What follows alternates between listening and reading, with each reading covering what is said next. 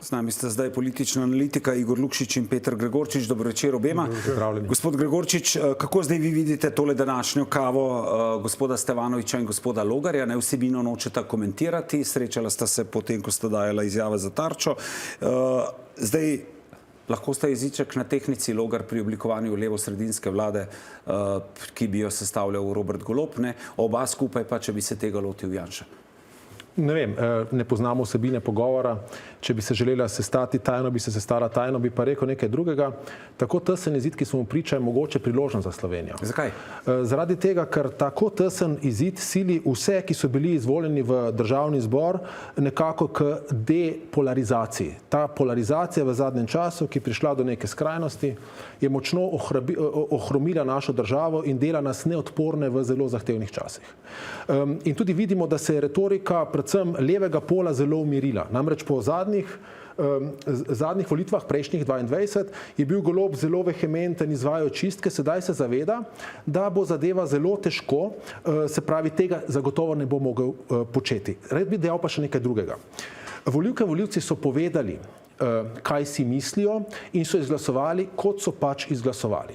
Sedaj ta rezultat nam lahko je všeč, lahko nam tudi ni všeč. Zdaj, če so kakšne nepravilnosti, verjamem, da bodo pristojne inštitucije o tem odločile.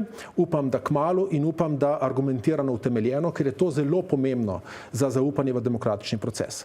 Potem pa je na politikih, ki so bili izvoljeni, da se usedejo skupaj in da poiščejo tiste ključne skupne točke, ki mislijo, da so pomembne za razvoj te države. Namreč to je njihova naloga, zato so jih volivke in volivci izvolili v parlament in ta tesen izid je lahko tudi priložnost, da se sliši različna mnenja, da ne more prevagati nobena skrajnost in upam, da bo tudi vsa ta politična razprava v prihodnjih dneh odšla v to smer. Se strinjate s tem, ne? In kje je zdaj tukaj vloga oziroma mesto Roberta Goloba? Ne? Slišali ste Janeza Janšo, ne?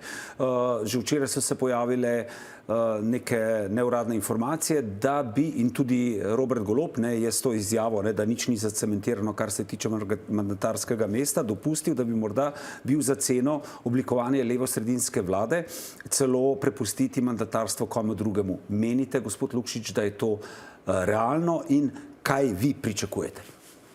Jaz mislim, da je zdaj ključno, da nastopi čas pogovorov. To, da sta se dobila in se pogovarjata, je zelo dober znak. Zelo dober in še boljši znak bo jutri, ko bo zasedala ta skupina, sicer o varnostnih vprašanjih, kjer se bojo spet dobili vsi predsedniki strank, obstoječi predsednik vlade je povabil vse in se bojo poskušali pogovarjati o nekem vprašanju, ki je sicer varnostne narave, v nekem tehničnem problemu, ampak jaz upam, da bojo namenili tudi temu, kar je ključno zdaj. Veste, da drug do drugega oblikujejo neko stopnjo zaupanja. To, o čemer je tudi kolega Peter govoril. To je zdaj pomembno, da postopno ugotovijo, da so oni zdaj odgovorni za to državo. Veste, kakršnakoli vlada bo, vsak od teh predsednikov strank in vsak od poslancev bo odgovoren za to, da bomo dobili točno takšno vlado. In od kvalitete vlade, se pravi, je pa odvisno potem, kako bo in v katero smer bo šla Slovenija.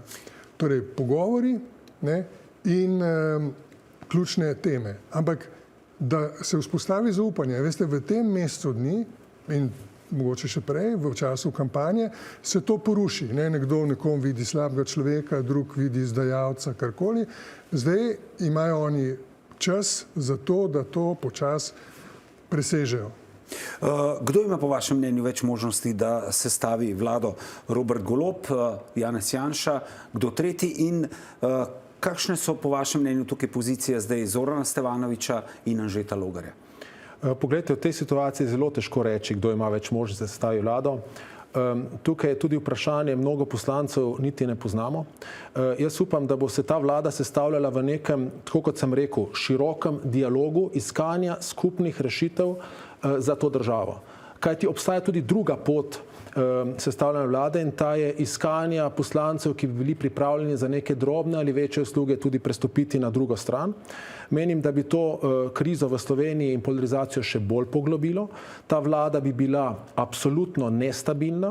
Če bi se to zgodilo na nek zelo čuden način, bi lahko sledile tudi neke politične in drugačne nestabilnosti in po tej vladi bi zopet doživeli neko revanšistično vlado, kot smo jo že doživeli leta 2022.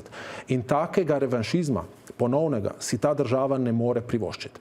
Zdaj, glede Stevanoviča bi rekel takole, dobro sem ga poslušal in dobil nek vtis o tem, da ne bo šel ne v eno, ne drugo, verjetno, če bi moral na nekaj staviti, težko napovedujem prihodnost, bi rekel, da morda bo se poskušal izpogajati, da bo neke vrste nadkoalicijska stranka, kot je bila Levica v Šarčevi vladi. Se pravi, na ta način bi ohranil svojo nesistemskost, dobil bi vse privilegije sistema, ker bi njegove glasove potrebovali in ne bi prevzel nikakršne odgovornosti, ker na koncu je vedno za vse dobro in slabo v tej državi odgovorna vlada sa svojimi ministri. Kako vi vidite možnost, doma večjo možnost, da se stavi vlado? Golob, Janša, kdo tretji? Veste, prva stvar je ta, da se manjše stranke nehajo ukvarjati s personami. Torej, če je Robert Golob peljal stranko na volitve in dosegel tak rezultat, je treba to priznati. In podobno pri Janši. In podobno v razmerju Golob-Janša. Torej, ni potrebe nobene, da drugega izključujeta. In tisti, ki hoče biti mandatar, mora biti zelo vključujoč. Se pravi to, da v začetku ti rečeš, da se s tretjino državnega zbora ne boš pogovarjal, ker ima kakor nedemokratični status, to je zelo slaba popotnica. Če se spomnite, ko je Zoran Janković zmagal, je rekel, ti Borut Pahor ne boš predsednik državnega zbora, ker si zgubil volitve, ker si vse zamočil kot predsednik vlade. Pa ni bil iz drugega tabora. Ne? In to ga je stalo na koncu, to, da ni sestavljal vlade. Torej, dobro bi bilo, da... Se pravi, da se tudi Golob pogovarja z Janšo in obratno. Tako. In on ne bo nič zgubil. On, če hoče biti predsednik vlade, mora biti predsednik tudi tistega dela, ki ga zastopa Janez Janša. In to je skoraj 30% glasov. To je 30% volilnega telesa. To je 30%, če hočete, državljanov. Zdaj, mi lahko mislimo o Janši, da je slab človek, da je problematičen, da nam ruši državo, ampak to je 30% te države. In s temi se je treba pogovarjati, z njimi je treba delati. Ne? Povejte mi za konec, možnost predčasnih volitev ob tako tesnem rezultatu, da ali ne? Jaz so predčasne volitve pred sestavo nove vlade, mogoče vlada ne bo zdržala celega mandata, ne verjamem. Namreč pisci slovenske ustave so očitno imeli v mislih zelo stabilno vlado in naša ustava preferira to, da se vlada sestavi. Namreč zdaj ima predsednica najprej 20 dni časa, da skliče prvo sejo državnega zbora, kjer se potrdijo mandati, na to 30 dni časa, da predlaga mandatarja. Če tisto glasovanje ne uspe, potrebna je absolutna večina na tajnih volitvah, kjer je poslance tudi nekoliko teže kontrolirati. Na to, če to ne uspe, ima državni zbor zopet 2 tedna časa, vključno s predsednico, da predlaga novega kandidata. In tudi tam je potrebna absolutna večina 46 glasov. Če tudi to ne uspe, pa imajo poslanci 2 dni, 48 ur časa, da predlagajo novega kandidata in ta je lahko izvoljen celo z relativno večino. Teoretično bi to pomenilo zgolj s 24 glasovi, če bi recimo na tako sejo prišlo 46 glasov, kar je zahteva za sklepčnost. Skratka, ne predstavljam si, da bi si poslanci predvsem manjših strank privoščili predčasne volitve, namreč ne verjamem niti, da bi predčasne volitve spremenile razmere med polama. Bila je izjemno visoka volilna udeležba in nobenega razloga ni, da je bil rezultat drugačen. Kdor pa bi izgubile bi manjše stranke, ker bi zaradi še bolj taktičnega glasovanja pač ti glasovi se stekali glavnima strankama in manjše stranke takega izida zagotovo ne bodo dopustile. Se strinjate s tem, je tudi za vas so predčasne volitve pred imenovanjem vlade v bistvu nerealne, po vašem mnenju? Jaz mislim, nerealne. Treba upoštevati, veste, tudi interes financerjev. Oni so zmogli nek vložek v čas prve kampanje. Zdaj se mi zdi, da v teh noben ni pripravljen podoben znesek spet investirati v novo kampanjo. In, veste, kdo pa garantira, da bo potem po drugih volitvah pa prišlo do vlade? Ne?